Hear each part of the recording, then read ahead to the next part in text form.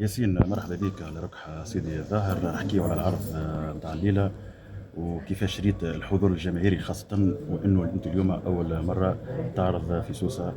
تفضل. فرحان برشا بالحضور متاع الجمهور في المهرجان. كان حضور باهي محترم ومحترم برشا، وجمهور ياسر ياسر محلاه. بالنسبة لي أنا فرحان بالسبيكتاكل اللي صار، وفرحان به العرض برشا. يعني راضي انت على العرض؟ راضي على العرض. أنت ماكش راضي على العرض؟ راضي الكل. بالعكس أنا راضي على العرض وراضي عليه برشا برشا. تقريبا المهمة ما كانت سهلة، خاصة وانه معناها قدام شيخ المهرجانات. مش بالسهل باش انك اليوم صحيح. تطلع في سوسة صحيح. وتعرض قدام جمهور مهرجان سوسة. صحيح. بالعكس أنا كنت فرحان برشا إني باش نكون موجود اليوم في مهرجان سوسة. صحيح اللي هي تجربة مهمة وتحدي كبير وكل، لكن زادة واثقين مع الفينال، واثقين انه عندنا جمهور في سوسة ما يخليناش.